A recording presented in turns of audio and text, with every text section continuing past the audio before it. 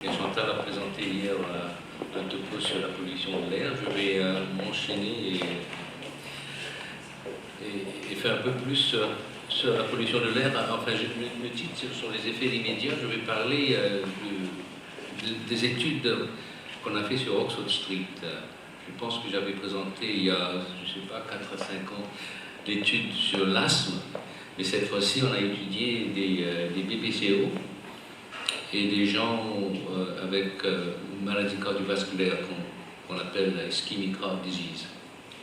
Mais le plus important dans cette étude, c'est qu'on a étudié des gens normaux, âgés de 65 ans. Alors, ce sont des données très intéressantes que je vais vous présenter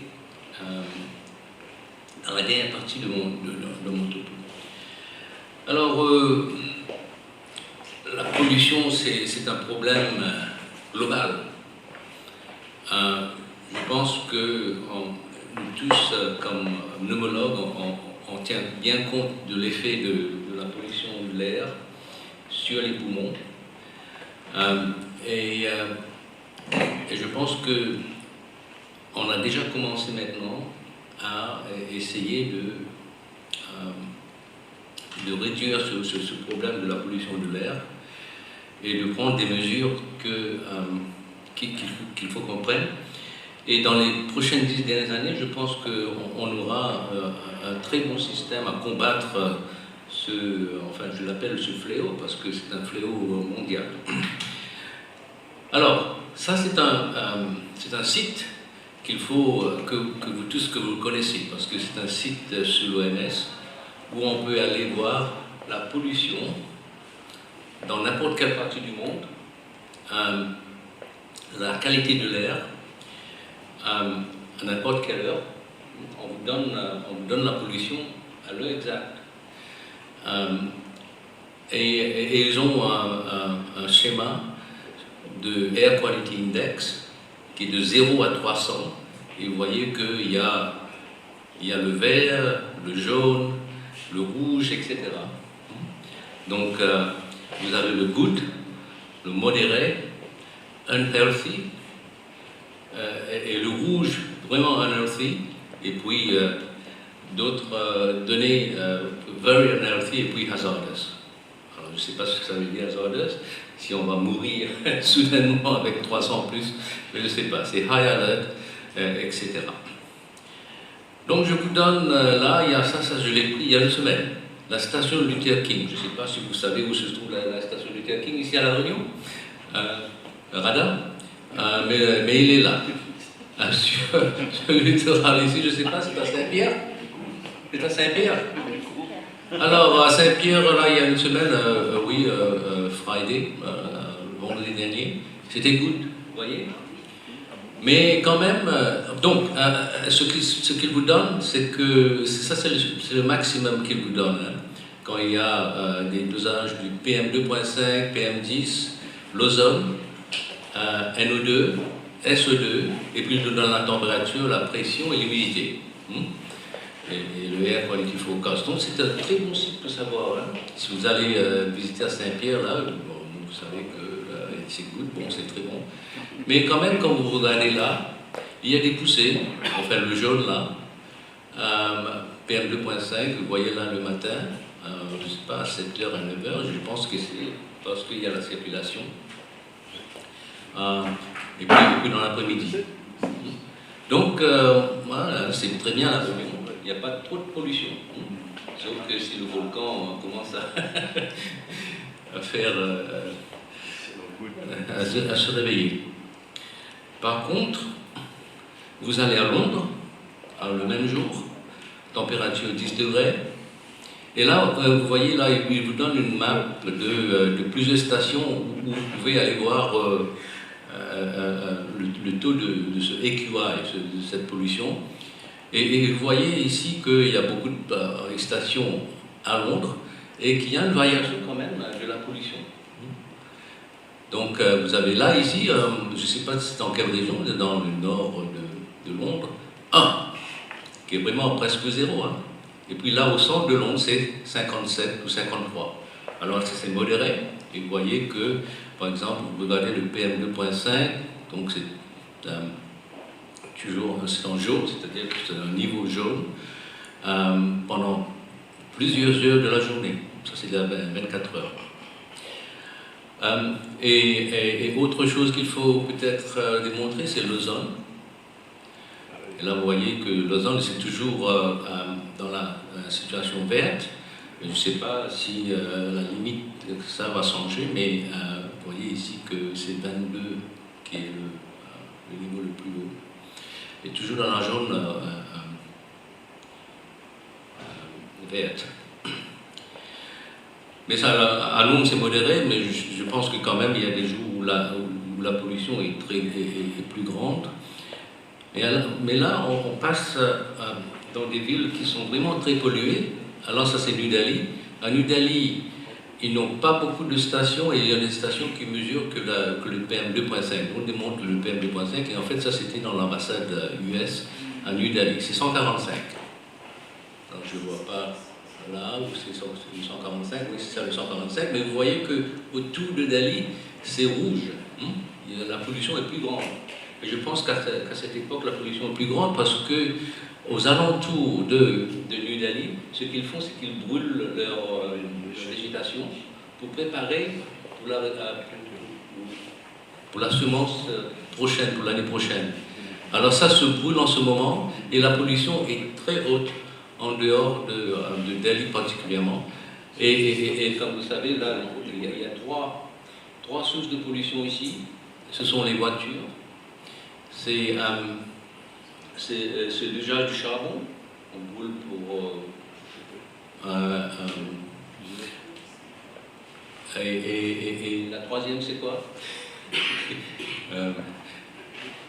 Oui, enfin, je pense que la biomasse, etc. Et finalement, Beijing. Alors Beijing, c'est 339. La cité la plus polluée au monde, je pense, après Delhi. Et là, vous voyez que la journée du vendredi dernier, il y a le rouge. Et là, ça, c'est le mauve qui est encore plus que le rouge. Et le niveau de NO2 particulièrement. Et vous voyez, la zone, elle a des pics, mais c'est toujours en vert. Et aussi que vous voyez, il y a une grande variation ici. Je pense qu'il y a un endroit là où c'est... Ça, c'est 190, non. Le mauve, oui. Vous voyez là, c'est 377, 405, etc. Et à Beijing, pendant les hivers, on a quelquefois ce qu'on appelle un haze. C'est-à-dire que la pollution, la haze, on a des données presque de 400 à 600, un équivalent de 400 à 600 pendant l'hiver. Et je pense qu'il y a aussi le vent du désert de Gobi qui contribue à cette pollution. Je vais vous montrer le outdoor air pollution, mais il ne faut pas oublier que le indoor air pollution aussi, il faut certainement considérer ça, parce que le indoor air pollution, c'est un peu plus complexe en fait que le outdoor air pollution. Alors il y a là d'autres trucs comme le formaldehyde, le radon, les biological agents, les asbestos particles, les métaux comme lead, et puis le cigarette smoke, ça il ne faut pas l'oublier, et il faut penser qu'en Chine, en fait, il y a 40% à 50% de la population qui fume.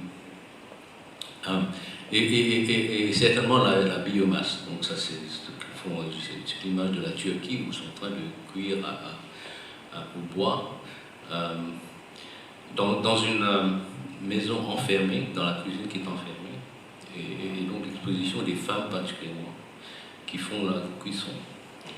Alors, les décès attribués aux effets de both indoor et outdoor pollution, vous le voyez ici. Donc, en grande partie, ce sont la ischemic heart disease et stroke, mais le reste, sont les poumons. La BPCO, acute lower respiratory infection, et puis les cancers de poumons. Ça, c'est très intéressant. Et en fait, dans cet article qu'on vient de publier avec des collègues chinois, sur l'impact de la pollution de l'air en Chine, on voit ici non seulement la mortalité, mais aussi le DALI. Donc le DALI, c'est le Disability Adjusted Life Year. Donc c'est la disabilité. Et dans ces trois catégories que je viens de vous montrer, le chronic respiratory disease, le cardiovascular circulatory disease et le cancer. Et en fait, en Chine, on pense que 75% de cancer des poumons, c'est dû au smoking et au indoor pollution, l'exposition du feu de bois et du charbon. Alors vous voyez là que pas seulement la mortalité, donc des chiffres énormes, mais aussi du point de vue du DALI, où c'est vraiment très important, tant pour le ambient air pollution, le outdoor air pollution, que le household air pollution. Donc c'est un très grand problème. Et puis là, en comparaison, je vous donne les chiffres en Europe. Et là, c'est divisé entre l'effet de l'ozone et l'effet du PM2.5. Et je pense que c'est important de les différencier, l'ozone et le PM2.5, parce que ce sont deux différents composantes de cette pollution qui sont produits d'une façon tout à fait différente. Et en fait, j'ai été en Chine récemment, dans les Jiangsu, discuter avec le gouvernement de Jiangsu, parce qu'en Jiangsu, ils pensent que Jiangsu est une province plus petite que la France, mais une population de 90 millions. Ils disent qu'ils sont en train de contrôler le PM2.5, tandis qu'ils remarquent que le niveau d'ozone est en train d'augmenter. Donc il y a des sources d'ozone qu'il faut considérer, pas seulement du point de vue des voitures, mais du point de vue industriel. Je pense qu'il y a des sources d'ozone qui viennent des sources industrielles qu'il faut découvrir. Enfin, c'est ça qu'on a discuté à Jiangsu la semaine dernière. Alors, l'ozone, c'est en relation en Europe avec les Respiratory Hospital Admission, vous voyez ici, et mais aussi le cardiovasculaire. Il ne faut pas oublier que le cardiovasculaire est aussi bien plus important que le respiratory, mais bon, nous sommes homologues. Mais il ne faut pas oublier ça. Et le PM2.5, c'est la bronchite chronique, et puis la bronchite chez les enfants, et les Respiratory Hospital Admission, et l'asthme. Alors, je voulais faire ce point, c'est dans une localité de Nanjing, qui est la capitale du Jiangsu. Et là, vous voyez les concentrations de NO2, de l'ozone, qui est en rouge. Ça, c'est sur 24 heures. Donc, pendant la journée, ça augmente. Enfin, ça augmente parce qu'il y a le soleil qui sort, l'ultraviolet qui interagit sur les NOx. Alors, vous voyez le NOx ici qui diminue parce que c'est en partie contribué à l'ozone qui augmente. Et puis il y a les VOC, les volatile organic compounds, une interaction avec le NOx qui produit aussi l'ozone. Alors, je vous montre ici la distribution du PM2.5 et l'ozone dans l'Ontario, entre 1996 et 2013. Ils avaient commencé à mesurer le 2.5 en Ontario dès 2003, mais depuis 1996, il y avait des taux de l'ozone. Ça nous démontre ici, je pense que c'est pendant tous les 4 mois de chaque année ici. Et vous voyez que le pic des PM2.5 est en coïncidence avec le pic de l'ozone, et ça c'est pendant les mois de l'été. Vous voyez ici. Je vous montre ça parce que de ces mesures qu'ils ont, il y a eu un papier qui a été publié de Toronto où se pose la question, est-ce que la progression de l'asthme à la BPCO est-ce que la pollution de l'air est un facteur de risque? Alors oui, la réponse est oui. Donc si on retrouve les données du single pollutant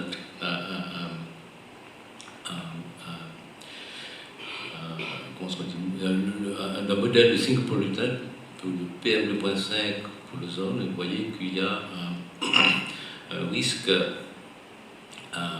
de presque 3 avec le PM2.5 et aussi avec l'ozone, tandis qu'on fait le two pollutant modèle, on trouve en fait la dominance du PM2.5 dans cette étude. Alors, on avait mentionné ça hier, mais il faut le rementionner parce que ça, c'est une observation qui a été publiée en 2004 dans une cohorte d'enfants aux États-Unis, à Los Angeles. Mais ces résultats ont été en fait aussi reproduits en Chine, et ça a été très récemment publié. Cette observation qu'avec l'exposition à la pollution environnementale, ici mesure de NO2, il y a une diminution de la fonction pulmonaire de la VMS, comme vous le voyez ici, dans les filles que dans les garçons. Et on peut se demander si c'est cette chute de la VMS, si ces enfants continuent à avoir une VMS basse, est-ce que ces enfants vont avoir la BPCO quand ils ou elles deviennent adultes? Alors, les enfants sont 4 fois plus more likely pour avoir une réduction de la fonction pulmonaire quand ils sont adultes, ayant vécu dans une région très polluée. Alors cette étude en fait revient là-dessus parce que au lieu de mesurer le taux de pollution, ici ils ont fait une mesure qu'ils ont auparavant confirmé que ça représente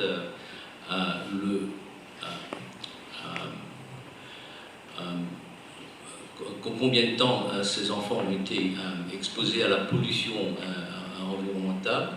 Vous voyez, ils ont mesuré le nombre de carbon particles dans des macrophages qu'ils ont recouverts, qu'ils ont obtenu des crachats. Donc, le median carbon area dans ces macrophages, qui est un marquage de la duration où vous êtes exposé à la pollution, et il y a un loss de la VMS avec plus d'exposition à la pollution. C'est un papier qui a été publié sur des enfants dans la région de Leicester, en Angleterre. Alors, la pollution en Chine. Alors là, vous voyez des images où il y a très peu de pollution. Il y a là la pollution, je pense que c'est pendant un haze, dans le Tiananmen Square, et aussi dans le Bird Nest, qui était où la compétition, les Jeux Olympiques de 2008 ont été y étaient. Je vous montre cette image parce que en Chine, ce qui se passe maintenant, c'est que le gouvernement peut très bien contrôler cette pollution. Parce que vous vous rappelez, il y avait le meeting de G20 il y a quelques mois à Pékin. Pendant le meeting, c'était le ciel bleu. Donc on avait contrôlé toute cette pollution parce qu'on avait fermé toutes les boîtes qui produisaient la pollution et on avait réduit la circulation. Alors c'est ça qu'on avait fait en fait dans le 2008 Beijing Olympics. Alors vous vous rappelez qu'on a fait la même chose. Toutes les industries avaient cessé pendant quelques mois avant le début des Olympiques, si bien que pendant les Jeux Olympiques, la pollution était en fait modérée. Et puis après, ils ont relâché et puis la population s'est rétablie. Et en fait, dans cette situation, mon collaborateur en fait, qui est maintenant professeur à Duke, a pris cette occasion pour étudier ce qui arrive chez les gens, des healthy young adults. En fait, c'était des médecins qui travaillaient dans un hôpital au centre de Beijing, qui étaient les cobayes. Donc, il a mesuré plusieurs biomarqueurs durant Beijing et après Beijing. Et je vais vous montrer quelques résultats qui sont très intéressants, qui démontrent que cette pollution a des effets, même chez des gens qui sont normaux. Alors, ça vous démontre le pourcentage de réduction de la pollution pré-olympique comparé durant les Jeux olympiques. Et vous voyez ici qu'il y a une réduction de SO2, CO et NO2, tandis que l'ozone ne change pas très, mais qu'il y a un changement de la PM2.5, donc c'est pas statistique, mais c'est quand même un changement de presque 30%. Le sulfate, le elemental carbon, qui est réduit, bien en 30 et 40%, et le total suspended particle number, le nombre de particules est aussi réduit. Donc on a réduit la pollution. Et qu'est-ce qui arrive avec ces marquages? Je démontre là les marquages qui sont en nette amélioration. Donc ce sont des jeunes médecins à Beijing qui ne sont pas symptomatiques. Mais il y a des changements de ces marqueurs de 8-hydroxydioxyguanosine, qui est un marquage du stress oxydatif, du FeNO, de la nitrite et nitrate dans le exhaled breath condensate, et une augmentation du pH, c'est-à-dire que c'est moins acide, donc il y a moins d'inflammation. Et puis le marquage de CD62, le CD40L et du platelet, donc des marquages de l'hémostase. Donc ça a une relation avec potentiel cardiovasculaire. Alors tout ça a été mis dans un modèle dont le résultat je vous le démontre ici. Donc il y a des changements de l'hémostase en relation avec une diminution de la pollution, moins d'inflammation pulmonaire et du stress oxydatif, moins d'inflammation systémique et le stress oxydatif. Ça, c'est un travail vraiment qui est très impressionnant, qui démontre que la pollution a des effets même chez tout le monde. Alors, je vais terminer maintenant pour vous montrer un petit peu plus de ces effets immédiats de notre étude d'Oxford Street, qu'on s'est servi comme une chambre à diesel naturelle. Donc, à Oxford Street, je ne sais pas si vous avez été, il y a des voitures, donc une section de Oxford Street, que des bus qui roulent avec du mazout. Comment est-ce qu'on dit, diesel, du diesel, et aussi des taxis. Donc là, je vous demande un effet canyon, donc il y a des grands bâtiments, et puis il y a cette chambre-là, avec le vent qui fait tourbillonner et fait un bon mixage. Et là, on a pris des gens à marcher pendant 2 heures sur Oxford Street, en comparaison avec une autre marche sur Hyde Park, qui est moins polluée. Et pendant ces 2 heures, en moyenne, on marche 5,3 km. Donc c'est un petit exercice pendant cette période. Donc ça c'est pour vous démontrer qu'il y a une plus grande pollution sur Oxford Street, qui est en rouge, qui est en bleu. Donc plus de NO2, plus de carbon black, donc qui vient particulièrement des véhicules, le nombre de particules, le PM2, qui consiste en PM2.5, PM10, aucune augmentation, pas de différence de température ou d'humidité. Il n'y a pas de différence en fait du bruit, mais vous voyez là qu'il y a un très grand étalage du bruit sur Hyde Park, bien moins de bruit et beaucoup de bruit, tandis que sur Oxford Street, il y a beaucoup de bruit, parce que bon, le bruit ça peut avoir un effet sur plusieurs marqueurs. C'est pourquoi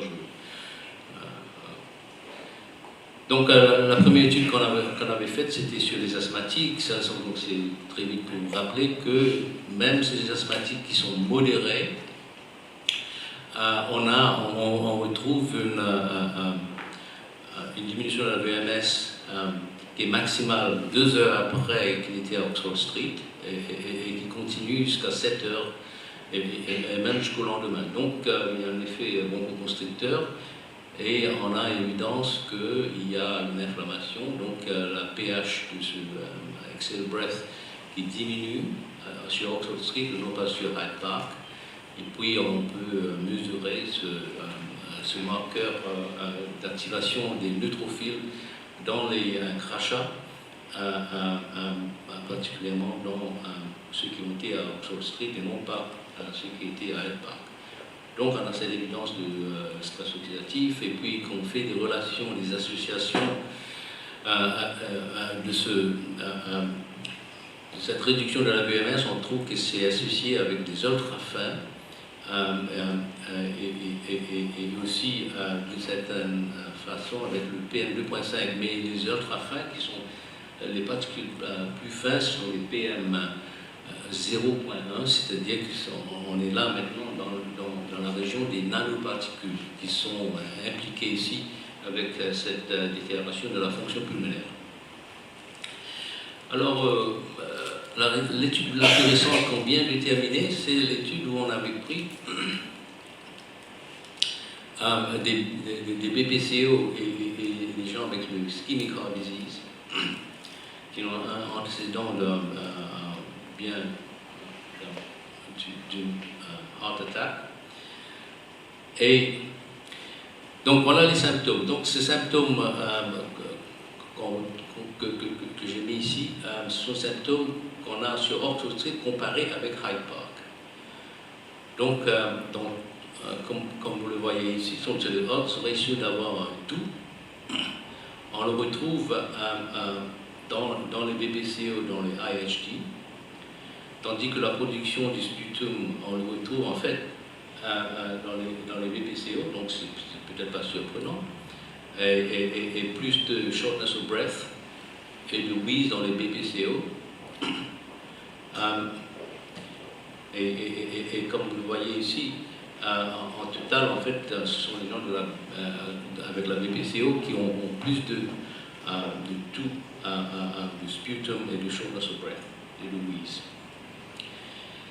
Alors, deux diapos pour vous démontrer quels sont les changements de la VEMS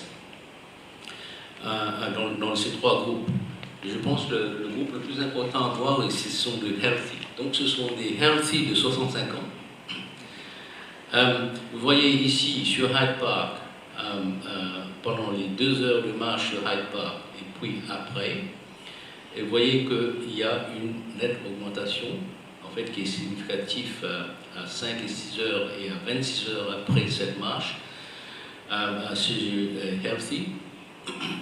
Tandis qu'après Oxford Street, on ne retrouve pas cette bronchodilation de la VMS. Donc, on pensait que c'est les healthy qui ont une VMS normale, une augmentation de 7%, c'est vraiment très significatif.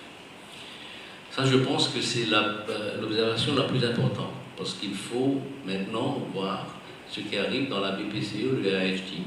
Alors, l'interprétation que nous donnons avec ça, ensuite de ces résultats, c'est que les COPD et le IHD, ils n'ont plus cette bronchodilatation qu'on voit dans les 26 heures après le début de cette marche, qu'ils ont perdu cette bronchodilation et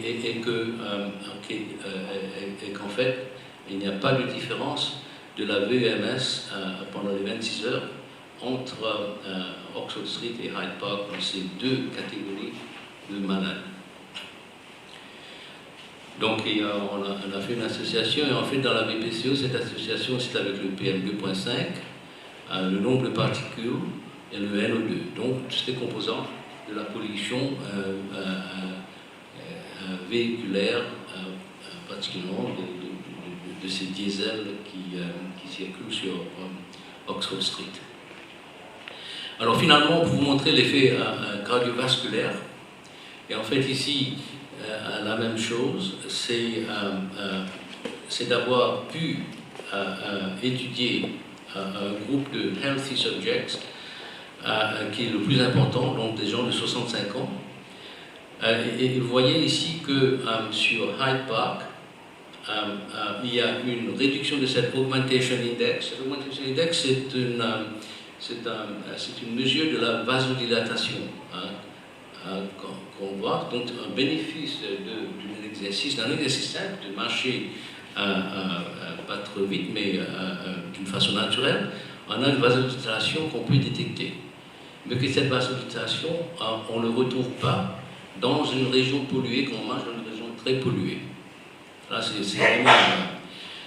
Mais ce qui est intéressant, c'est que dans les deux groupes de COPD de AHD, particulièrement dans la BPCO, on retrouve que cette vasodilatation, il est préservé, même quand ces malades marchent sur Oxford Street.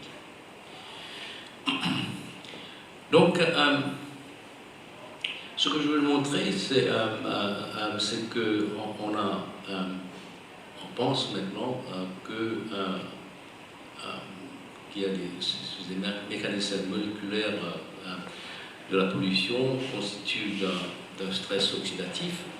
Et ce qu'on démontre ici dans ce diapo, c'est qu'il y a beaucoup d'évidence maintenant que c'est les mitochondries qui sont les targets de cette pollution. Quand ils sont endommagés, il y a tout un processus qui se produit qui amène à une inflammation qui est démontrée ici. Et du point de vue pulmonaire, on pense qu'il y a une inflammation qui se produit, il y a des cellules TH17, il y a une hypersécrétion des mucus, il y a une infiltration neutrophilique, et puis chez des gens asthmatiques, il y a aussi une augmentation de l'activité des éosinophiles.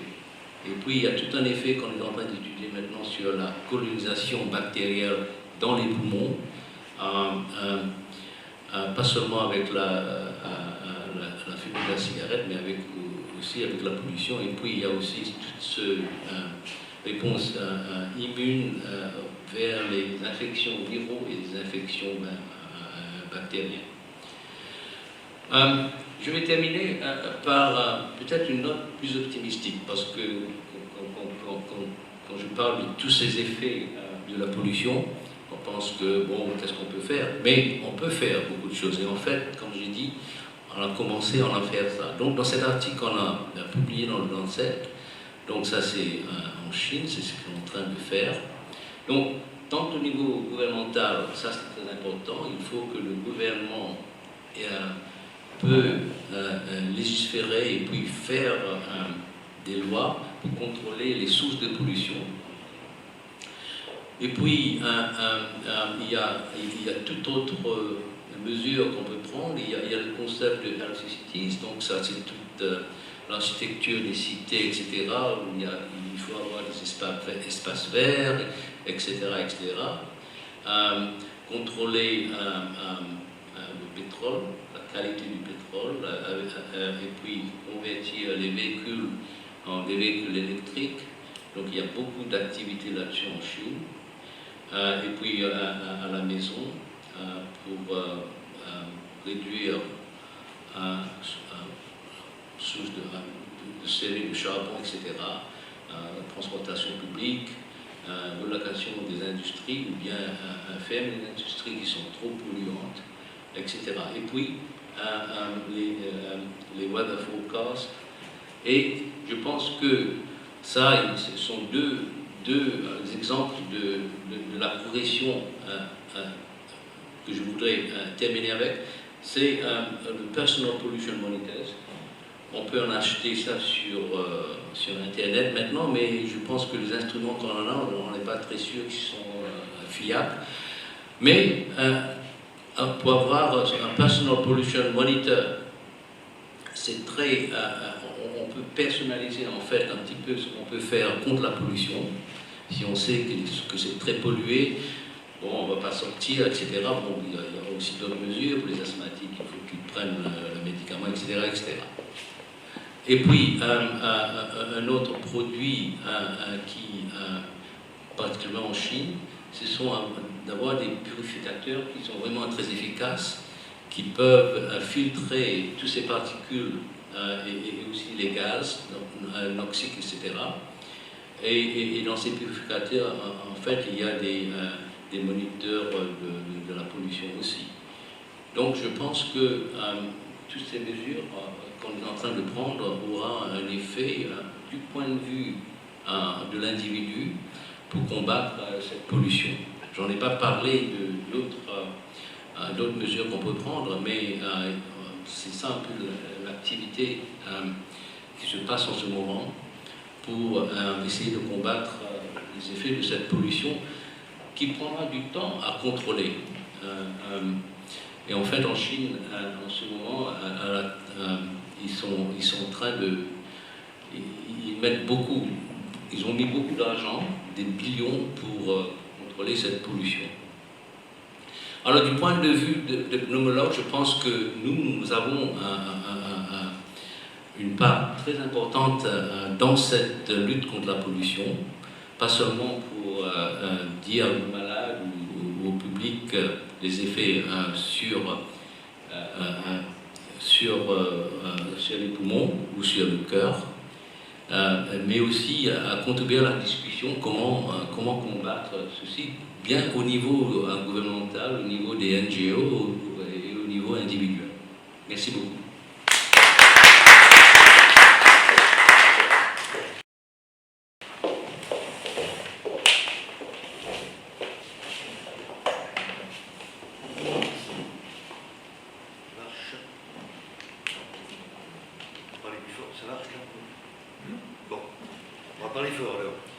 Merci,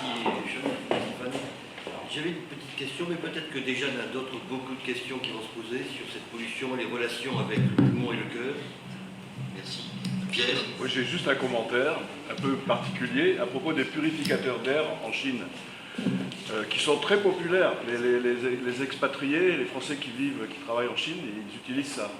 Mais il y a une société qui envoie beaucoup de monde en Chine, qui est Total. Et Total refuse d'acheter ces purificateurs d'air, alors que le conseiller médical de Total est un professeur de pneumologie français très connu. Donc, c'est un peu surprenant. Docteur Diesel. Non, le problème avec tous ces produits, donc il y a aussi des produits, des masques personnels, c'est qu'on ne les a pas étudiés suffisamment. Mais je pense que maintenant, il y a...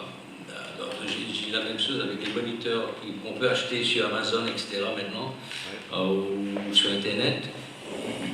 Il faut qu'on prouve qu'ils sont fiables, il faut qu'on prouve qu'ils peuvent en fait réduire la pollution. Je pense qu'il y a maintenant des instruments qu'on peut acheter. Là, j'ai montré, je ne travaille pas pour Philips, mais je pense que Philips a... Ah bon? Mais on est en train de l'étudier en fait. On a une étude européenne, Horizon 2020, où on est en train d'étudier ce moniteur de Philips. Bon. Fanny, j'avais une petite question concernant les relations cardiovasculaires et puis la pollution. Oui. La voie d'accès, c'est quand même le poumon. La voie d'accès à Oui. l'organisme de ces particules Oui. qui vont générer des troubles, en particulier d'hémostase. Oui. Alors comment se fait-il qu'il y ait une telle différence entre les éléments qu'on a vus dans l'épidémiologie cardiovasculaire, peut-être 3 fois plus, qui sont des pathologies, alors qu'il y a moins au niveau du poumon? Si c'est passé par le poumon, il y a peut-être un biais statistique de cette déclaration des altérations cardiovasculaires, alors qu'au passage, c'est le poumon qui a été le filtre. Est-ce que justement parce qu'il y a eu un syndrome d'attaque cérébrale, un syndrome ischémique cardiaque, est-ce que l'altération pulmonaire en amont n'a pas été déclarée? Eh bien, je pense que la chose la plus simple, c'est que bon, quand ces particules entrent dans la circulation, ils ont un effet plus grand qu'un effet local dans les poumons. Je ne sais pas si tu as une autre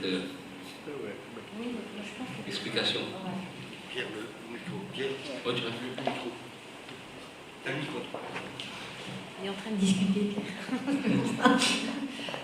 Non, effectivement, je pense que c'est assez compliqué de vouloir extrapoler de façon linéaire entre la valeur de l'odd ratio, on regarde l'association entre les effets respiratoires et les effets cardiaques, parce qu'en réalité, là, ce qu'on regarde, une particule telle qu'elle est, mais après, on sait très bien que ça ne représente pas non plus la toxicité des particules. C'est-à-dire que quand on parle de particules, c'est quand même des composés qui sont différents, la toxicité peut être plus importante. Après, là, on regarde une association entre un indicateur sanitaire et une certaine quantité, mais certaine quantité, elle est probablement imparfaite pour refléter, pas si imparfaite que ça, au vu de ce qu'elle peut faire, en tout cas dans le sens de l'association, mais ça ne veut pas dire que c'est moins toxique en réalité. Voilà.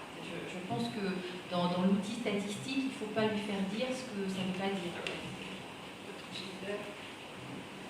Il y a aussi un point important, c'est-à-dire que quand on s'intéresse aux malades cardiaques, aux malades qui ont des comorbidité cardiaques, il y a tout le reste, tous les autres facteurs.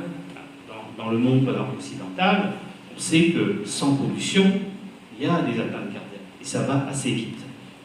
Tandis que dans le poumon, il y a quand même un délai avant qu'on ait une BPCO, il y a quand même un délai avant qu'on ait des symptômes, sauf dans l'asthme.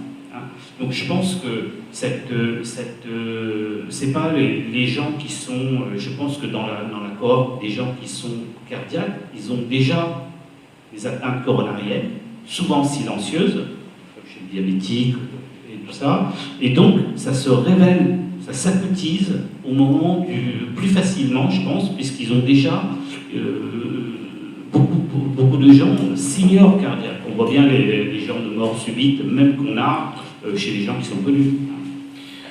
Voilà, et l'étude que je vais vous montrer pendant les Jeux olympiques de Beijing chez les médecins démontre qu'il y a, même chez des gens normaux, tout le monde, il y a...